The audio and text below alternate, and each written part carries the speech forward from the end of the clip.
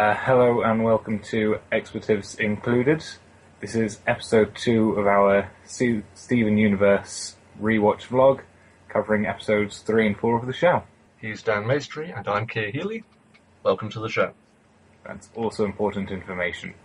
Indeed. Episode 3, Cheeseburger Backpack. First broadcast on November 11th, 2013. Written by Rebecca Sugar and Ian Jones-Quarterly, who are the two big people in this show. And this episode begins with a thing everyone, I think, can relate to. Stephen desperately waiting for a package. Mm-hmm. He just sort of sits there singing a version of Mr. Sandman. Mm-hmm. Well, just singing that, that he wishes that the postman would come with his package. Yeah. And then he does, because Stephen summoned him with his magical gem powers. Yes, Jamie, the postman. And there's a back and forth between the two of them. This actually fills out the postman's character quite nicely, which you wouldn't normally see. I'm not sure. I'm not sure if the postman was just kind of goofing around with Stephen, or whether he was just kind of awful at his job. I like to think he was awful at his job, but I like to believe everyone's awful at their job. Mm. Makes me feel better. Everyone is awful at their job. Yeah. But he seems like a nice guy who often probably interacts with Stephen. Stephen seems like the kind of person who talks with everyone. Yeah. Well, he does, really, doesn't he? From what I've seen, he does. Yeah, I mean, he's very much an extrovert, but, I mean, it's revealed later on in the series that Stephen doesn't actually go to school. So I kind of feel like maybe he's actually quite a bit lonely in these early episodes, because he hasn't got that contact with the gems. Or he's keeping him safe, I guess. Well, sort of, there isn't a bond properly between them yet, because we really watch that bond grow. But the sort of generally accepted theory is Stephen lived with his father for a time, and then something happened, sort of the emergence of his powers caused the gems to come and sort of say, we'll train him from now. Which is... Did you say that there was actually something that basically Greg's house got destroyed, which kind of explains the reason that he's A, living in his van, and B, has lots of furniture and lots of things in the storage units? That's one theory, and it's a theory I quite like. Because I can't really see Greg, even as much of a sort of schlub as he is, raising a newborn in a van. Well, not at least for long. It's actually generally thought that all of Greg's money goes to Stephen and the gems, sort of to pay for his stuff. I mean, he probably doesn't make much money at the car wash, but, Stephen has clothes, he has video games, he has, as we see in the next episode, a smartphone. And a smartphone. Yeah. But yeah. In this episode, he's managed to buy himself a cheeseburger backpack. Yes. Even the cheese is a pocket. Yes, which is a very cute thing. Which, when he goes upstairs to the house, he finds the gems covered in feathers, and Amethyst trying to put a giant egg in the fridge. That's another thing. That's the thing that I forgot, but it's just like a small physical humour bit where she's trying to put the egg in the fridge, and it's like, it'll fit, and she just kind of gently pulls out one of the shelves to kind of make the egg fit, and then just drops it on the floor. Yeah, milk everywhere, bagels. Yeah, she puts it in the fridge and then slams the door on it. Yeah, and you actually hear it crack. See, it fits. And I was half expecting just to see, egg white and egg yolk to just drool out of the fridge. Well, you do actually hear it crack in the sound editing. It's kind of shame you don't see the yolk coming out underneath. I wasn't sure if it did actually crack, though, so that's why I was waiting to see if something oozed out of the fridge. Well, sometimes eggs don't crack all the way. Yeah. But, yeah, I agree with you. That's a really nice piece of humour. Also, kind of distressing the state of Stephen's fridge. Yeah. Well, just the other day it was kind of emptied out by crystal centipedes. We don't know if they managed to restock yet. Well, yeah, that is true. And Pearl tells us that they were fighting a giant bird. Or was it a giant chicken? I forget. But and that they must, but they only There for a minute, they must return the moon goddess statue to the lunar sea spire. Because or it'll be destroyed. And yeah, Stephen says, like, well, with my new backpack, I can carry it for you. Take me along with this quest. Yeah, because he, wants to join in. But then I think this is kind of like an example of him being too... Well, it's kind of like him being kind of the goof. His enthusiasm and everything is kind of gets in the way of actually getting the job done. Though he is proved competent before that in the episode. Well, before we realise what's happened, Yeah. he's proved himself time and again. Well, let's go through the sequence of events. So Stephen packs this backpack. Mm-hmm. Well, he's got so many pockets and there's so much space, he just packs everything into the backpack. Yeah, and there's a cute little gag in the stream where his gut's sticking out of the stream so they can't go off in the transporter beam thing. Oh, right, yes. So they go off, and you keep hearing this creepy toy. It's a weird toy. Yeah. What was it called? I can't remember. Neither do I. It's sort of just constantly complaining. Mr. Queasy, that's the name of it. Mr. Queasy. Yeah, it's like, don't shake me, kid. So they get to this tower, which is sunken into the ocean with design-wise, it looks very nice. And Pearl laments how it used to be beautiful, and they need to. This is a piece of gem history, and this is his heritage. Yeah, and we do kind of get like half of a flashback just to basically just shapes and shadows of how it used to be, and it does look kind of and this is the first indication that there was a much larger gem presence on Earth. Yeah, because they say it was like a hub for, was it like a refuge for the gems on Earth, or a place where gems and humans could interact? It was a refuge for the gems, nothing to do with humans. I think I do remember her saying that it was a place where the gems and humans were together. I don't remember the line, so... I mean, you could be right. But yeah, it's sort of a falling apart spire, and first thing, Stephen nearly falls off a cliff. Mm-hmm. But the first obstacle is they can't get into the spire itself due to a gravitational anomaly. Mm-hmm. So Stephen, using some sweaters, in case it might be cold... He makes... Well... In case it was cold, but they use them. They use the sweaters, tie them together, use them as kind of like a whip. Yeah, Indiana Jones style. Yeah, which works really well. Well, one of the things that really smacks of how little they think of him. That's the wrong way of saying it, but they don't think much of his abilities. Is how amazed they are at just this one feat. I think they might be playing enough a little bit just to kind of say it's like, wow, good job, way to go. Yeah, I mean it is revealed in a later episode this was actually a test. Oh. This was a test to see if Stephen was ready to join them on adventures. Because they didn't... Well, I seem to remember Pearl saying that she didn't really want him to come with them, so I don't know, it was... This is a later episode. I mean, I'm not sure how much that may have been just Pearl playing that up, or just a retcon later on. But yeah, and sort of as they're going up the spire, Pearl's sort of talking about the history of the gems here, sort of how much the place has fallen into ruin, and as you said earlier, sort of amazed how much it had changed in 100 years. Which, you're right, does say a lot about what potential age there might be. If 100 years seems like nothing. Yeah, I think the next challenge is... The crystal shrimp. With the deadly shards. Yes, Stephen just throws food at them. Yep, and they go to the food, and it clears the path. I do like Stephen's line as his explanation.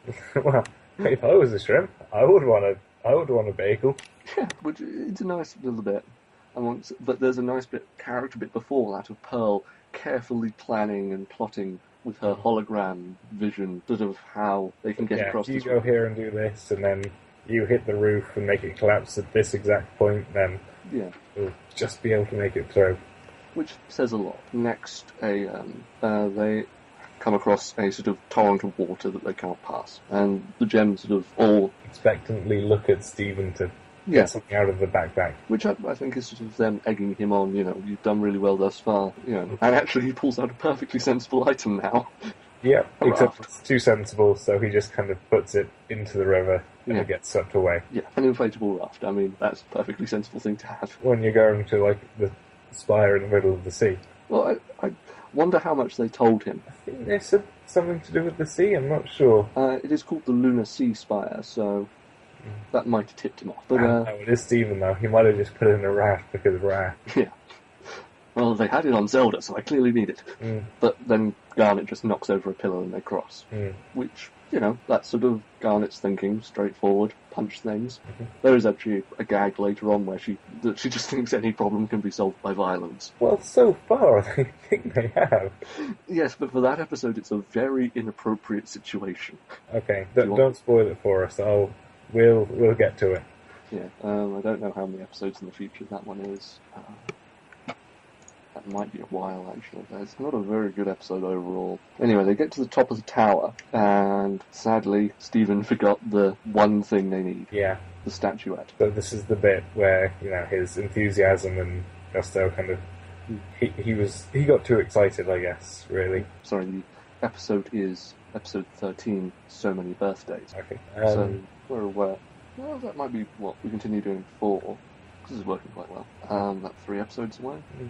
Not too long. Anyway, sorry. So yes, Stephen forgot the statue, and instead decides to use Mr. Greasy. I mean, that's a better idea than the Gems had. Mm. And, as Amethyst said, 2 out of 4 isn't bad. 2 of his 4 ideas worked very well. Yeah, and... But, at that point, also the raft kind of... Because the lunar ceasefire gets collapses, engulfed in water and they all float to the top. Yeah. And then, also, so does the raft. Yep. It puts him up to a very nice 75% of ideas that worked quite well. Yeah. Yeah. I mean, sure, it takes them 3 hours to get home, but hey, that's a good average. But yeah. I think, I'm not sure, because they do kind of say that, well, once Stephen kind of whips across the gravity gap, Amethyst just kind of summons her gem weapon, her whip, and does the same. And we are kind of told that, Pearl is convinced that her plan to deal with the shard, small shard grub things, crystal shrimp, would have worked perfectly well as well. And then the last 2 things the gems could have managed, and it kind of seems like the gems would have been just fine if Stephen wasn't there. And yeah, they would have been, but as I said, this, it's revealed. Just a training mission. Well, this was a test. Though, compared to other episodes, there was nothing that could have really hurt him. That is true. Yeah, if this is a test, and I think it was a good one. It tested his ingenuity and his thinking, and also he surprised them in his thinking. Because I do wonder what they expected him to do. I think that's true. They did, because the first time he does just kind of pull something out of the backpack. Pearls seems like shocked and distressed when he just kind of says, "Ooh, I've got an idea. Let's test it out." Yeah. I mean, maybe the idea of the test was sort of him following orders and being able to stay safe on a mission. And that's perhaps why they're so impressed by him coming up with these ideas to get through by himself. I like that theory. That's a decent theory. Because, for the most part, he probably would have been able to figure out his way through it by himself without them there. I mean, I don't know how he would have gotten across the stream, but, 75% success rate. So, yeah, overall, what do you think of this episode? Overall, this episode, I think it was decent. It's not really character development. We've had, the first 2 episodes that was that, and this one's more kind of world building. It's kind of gives a bit of insight into the history of the gems. It kind of builds up the magic that's in the world, and we learn more things about, the teleporter that they got, history of the gems, the history of their architecture. Yeah. And it doesn't really concentrate on them as so much as where they are and what they're doing. Yeah, that's fair enough. I mean, this is after 2 introductory episodes as well. Yeah. So I think in sort of its placement, it's quite good for that. Though I do think it actually does build Stephen's character. That he is that kind of... He has that ingenuity in him. Yeah. Also, I like the fact he's sort of brazen enough not to be sort of he's never brought short by anything. Mm. You know, even when it seems like everything's gone wrong, it has, and he's forgotten the gem, he's like, well, maybe this will work. Maybe there's something else we can do. Mm. Which actually reminds me of a tweet I saw from Rebecca Sugar. Someone tweeted to her, I love how much of an optimist Stephen is. To which Miss Sugar replied, great. Enjoy it while it lasts. Oh, ha ha ha ha. Oh, that could just be her being a troll. Well, yes, but I also... Well, she's quite a big troll, but it is sort of... He is an optimist, and he will go through a lot of dark shit coming up. Mm-hmm. But yeah, I think this is a overall good episode. I mean, it's not one of the best of the series. I haven't actually come up with what would be my top 5 or whatever. But yeah, this is a good middle rank episode. And certainly for a number 3, it's very good. Right, shall we move on to episode 4? Yeah. Episode 4, Together Breakfast, first broadcast November 11th, 2013. Written by Ian Jones Quarterly and Paul Vellico, and storyboarded by Same. This episode begins with Stephen alone at home. Mm-hmm. Sort of just bored in the morning. Looks like sunrise from one of the shots, I believe. Well, he's making breakfast, so it's probably morning. Yeah. Actually, no, it's definitely morning, because he says that, you know, this breakfast can't become a brunch. Yeah.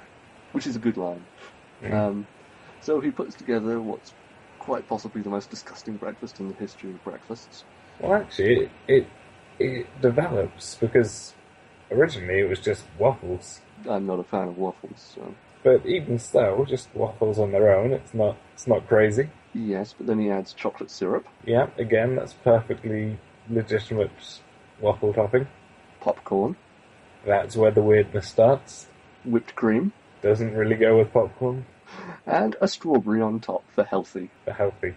And there's a very nice little music bit when he's placing the strawberry. Yes. Because basically, before it's just he's throwing everything on, it's kind of happy music. And then it's super serious, kind of... Super intense. Dun-dun-dun. Yeah. Perfect placement. Mm. And he sort of waits for the gems and calls for them. It seems like he can't open the door into the temple. No, because I think it looks like you need to be in control of the powers of your gem to open the temple, because it's one door that leads to many different locations. Yeah. And there is a thing where he gets access to one of those rooms in a later episode, which is a very good episode. Very weird. But Garnet comes home with an evil scroll. Which she can't stay for breakfast because she needs to dispose of it. Which is fair enough. I mean, if you've got an evil scroll, you need to get rid of it. Mm-hmm. But of course, Stephen takes Stephen Snapchats it. Is it Snapchat or just a photo? Snapchat, Instagram, Pinterest, that kind of thing. You're the one who's down with the kids. Mm-hmm. I don't know these things. He probably just took a photo. In my day, you had to use a large format film print to take a picture. It took 3 hours, and we liked it. But I think it must have just been a picture, because then Garnet says, I'm now going to need to burn this too.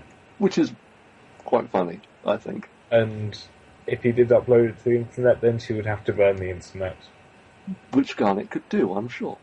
Me too. She's a very capable person. She's in tune with all of the elements of the universe. Yeah. Though, I don't actually know if the internet exists in this Earth, because this is on a different Earth than ours. This is a sort of confirmed thing. You know, some shows it's sort of just a weird place that no one knows about. The timeline is different. So who knows, maybe there is no internet and it's a very sad place. I hope not. That'd be very sad. You know, worse than rampaging crystal monstrosities killing humans. No internet, why live? Anyway, so Garnet goes into the temple, and then Amethyst comes in from outside, and we see one of her powers, which is the ability to transform, though she keeps her colour. Yes, she transforms into a policeman with a water pistol to arrest Stephen. Well, not just to shoot him, and she calls herself the dumb police, and states that he's dumb. Oh, yes. Also, she almost shoots the Together breakfast. Yeah, why would that be her first shot? Because she's irresponsible and kooky. And shouldn't be a police officer. But Stephen jumps in front of it, and Amethyst has a big laugh at him while creepily just changing the head of her shape-shifted form. Yeah. Which is a bit weird. Also, the police officer is in shorts and has very hairy legs. Yeah. I've learned that that's not what you want to do. Yeah, that's not a good look on anyone. And, and then Stephen changes his shirt and Amethyst just squirts him again. Mm-hmm. Is it now or a bit later where he kind of explains that it's the together breakfast and that they have to eat it together? And then she's just like, no, looks delicious, gonna eat it. That's later on. Okay. But then we have Pearl, who comes out of the temple door using Amethyst's door, because each room has its own door, which I think is quite cool. Mm-hmm. So if you notice, when Garnet goes through the door, it's linear lines forming a Y shape, whereas when it's Amethyst's door, it's sort of It's a swirly line and it's kind of dotted. Well, it's a diagonal swirly line, but it's also kind of sticky when it pulls apart. It's sort of kind of gross and like amethyst. Yeah, it is. Which is a neat thing. Pearl comes out having taken one of her swords back from Amethyst's room, which Amethyst is quite mad about, and she also mentions that she's cleaned Amethyst's room, which, when we see it later, Pearl would not think that was cleaned. No, Amethyst kind of has to go through a lot of work to try to return it to its proper state. Even though it's still a complete mess. Mm-hmm. I guess the point is even Pearl can't work miracles. Mm-hmm.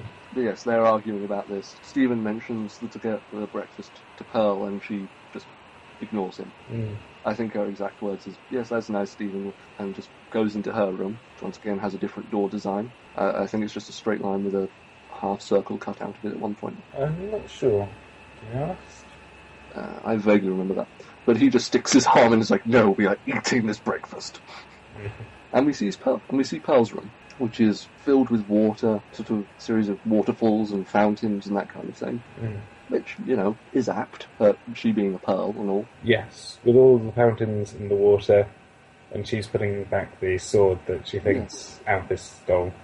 Yeah, which she does through performing a small dance routine. Mm-hmm. Which is sort of an interesting thing, that her sort of room commands are through dance. It's kind of nice. It makes sense, because everything's connected, everything's part of the eternal dance of nature. Or whatever bullshit you said in that episode. She dances like a tree and then swords come up. Yeah. And she has lots of very nice swords. Mm. And Stephen comes into the room and Pearl's quite shocked, naturally. Which disrupts the balance of the tree dance, and all of the swords just kind of clatter around into the water. Yeah. But, I imagine they're fine. And so Stephen's like, well, I'll swim out to you, because there's no clear way of how one gets around in this room. Mm-hmm. And because breakfast. Yeah, and it's like, I want us to be together. I believe his description is, I want us to have breakfast together like best buds. Yeah. Which I think, as I've been saying, really shows how, they're not a family yet. Mm. They're But just... Stephen wants them to be. Yeah. He probably not even particularly close. It seems like the way Pearl was talking to him earlier, that he probably gets ignored quite a bit. Well, I think that's kind of shown just by the fact that he's alone for seems like quite a while at the beginning of the episode. Yeah, it does feel like quite a long time. I mean, yeah, he's up at dawn, but it's actually revealed the gems don't sleep. So... Mm. Oh, don't they? Not at all. Well, Amethyst does because she likes it. Okay. I can see that happening, yes. Yeah, there's a lot of things the gems do and don't do that Amethyst is just like, no, I'll do it for fun. Like eating. She does that for fun. Yeah, it's actually quite a funny bit in a later episode. Let's see. Yeah, so, like I was saying, I think actually Stephen's quite a lonely kid when you get down to it. Mm. Which is a shame, because, it's a nice development that he then creates this bond with the gems, which we will see in later episodes. I mean, I don't know, from this point in the series, do you see what I'm saying? Yeah, I think I see what you're saying, yeah. There's sort of incidental lines that show that it's weird stuff, like there's an episode later on, a very good one, where Stephen goes to the donut shop very early on, just as it's opening, and Sadie's just like Stephen, you know you can't come here until this time. Sort of, is he that lonely that he sort of would go to these places sort of this early? That is the point, yeah. You know, and as I said, he doesn't go to school. He finds the concept very strange. So it's sort of... Admittedly, I'm pulling a lot of disparate things together, looking back at this early point, but I think it is grounded here. As you say, he spends... It does feel like quite a while at the beginning of the episode. I think one of the things is that he kind of makes the breakfast and then kind of searches for the gems. And when he can't find anyone, he then does something else to the breakfast. Yeah. And then searches again. And he does something else to the breakfast. And he searches again. And he does something else to the breakfast. Yeah, that's kind of sad. Because he's a nice guy. Well, then after he kind of goes into the water to walk up to Pearl to share the breakfast, that's when he kind of falls down the waterfall type thing and Yeah, it's sort of... into Amethyst, and that is where she tries to steal the breakfast from him. Yeah, because she just, you know... Because she is mischievous. Yeah, she's mysterious and sort of wants to play... Mischievous and wants to play a prank on Stephen. And there's actually the sequence going down into Amethyst's room via the waterfall, and the sequence where he's running from Amethyst. There's some nice visual stuff with sort of Stephen's position and gravity and sort of trying to keep the breakfast up and perfect. Like, you see him wash up on shore and he's just got the breakfast above his head while he's face down in the surf. Yeah, and we see Amethyst's room, which is full of crap. And then we also, I think after that, we just kind of run into... a mysterious room full of floating rocks. And then into the Crystal Heart, where Amethyst and Pearl both find him, and he's clinging to this hole which links up to the heart, which is a nicely designed room. That was a weird sequence. I mean, I think my interpretation is each of the rooms in the temple kind of exist on their own, and you can kind of get from any room to any other room from them. Once again, talking about a later episode, there's a bit where, from a puddle in Amethyst's room, Stephen can look into the lava room, which, well, actually no, he doesn't see, he can actually get into. So sort of the design of the temple is very weird. But anyway, he's in the Crystal Heart, which he's warned leads to the most dangerous parts of the temple, and then he slides down a pit, holding onto this pole, and typical thing of, oh, it's quite nice. Oh dear God, no! And then he ends up in the basement where Garnet is destroying the evil scroll. Yeah, and then, well, Amethyst and Pearl catch up and they're just like, so don't say anything. Yeah, she needs to concentrate for reasons. Serious business. So he was like, great, we can have breakfast. I think the exact lines. Well, we don't have any forks, but we can use our hands. I don't judge. I mean, how can you eat a stack of waffles with your hands? It just seems gross. Kind of is, yeah. And wouldn't the waffles be really cold by now? Wet? Whatever. Garnet gets distracted, and a smoke monster appears, which then possesses the breakfast. Yeah, which they kind of incapacitate quite easily, really. Well, Stephen just kind of pushes it into the lava in the centre of the room. Oh, sorry, did you say that just like the evil scroll kind of escapes from... Yeah. And then they just kind of defeat it, yeah. Well, Stephen defeats it. It incapacitates the gems. How does Stephen beat the giant breakfast monster? He pushes it into the lava. Ah, yes. Because he didn't want this. He wanted, despite it being the most important meal of the day, he must put his foot down. I think it incapacitates the gems by covering them in whipped cream and then firing a giant waffle at them. Stephen pushes it into the lava, defeating it for reasons, and then the gems make him this breakfast again, and they all look at it. Same ingredients: waffles, cream, chocolates, popcorn, strawberry. Yeah. Again, with the kind of little stylized placement of the strawberry and the music to go with it. Yeah, and then they all look at it and go, "Yeah, no, I can't eat that." Yeah, no, this is the demon that we just had to put away. Well, that's what Garnet says, but I like to believe they just all realise, no, this is just going to be disgusting. And they order pizza instead. So overall, what do you think of this episode? This episode I liked. Basically, I thought that it was a very fun episode.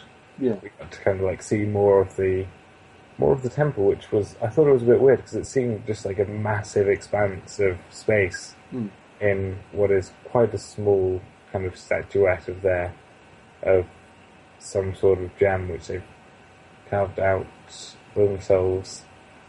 Yeah, as I was saying, I think I know I said Garnet and Pearl was my favourite, but Amethyst I also kind of liked quite a lot. But then I feel like the scenes where she's just running after Stephen just to get the together breakfast really made me cool on her quite a bit. She's very childish in this episode. Yeah, but there's being childish, and that just seemed to be like being kind of mean, I guess, because like he says, it's like, yeah, this is very important that we all eat together, and she's like, nah, I'm just going to eat it. Yeah. Well, an episode not long from now, episode 9, Tiger Millionaire, really gets into that side of her personality. You know, she can be very mean, and you know, she uses that against people that she's fond of for reasons that I won't get into now. But yeah, but that's sort of her personality. She is jerky to people she likes, and also that's sort of her relationship with Stephen. Is they kind of play together like that. But even her introduction into this episode, where she just comes in, calls him dumb, and shoots him with a water pistol. That's sort of their relationship. Yeah. This isn't one of my favourite episodes. I mean, I think it simply just falls in bad placement in terms of tone, because the previous episodes kind of got a good, nice upbeat adventure feeling. This one falls a bit flat for me, and the next episode is really weird. Yeah, it's a very weird episode called Frybo, which we will get to next episode. Thank you all very much for staying with us while we talk over these episodes. Hopefully you're managing to stay awake better than I am. And we shall see you soon. You will hear us soon, hopefully. Hopefully within the week. Yes. So, thank you, and good night. Good night.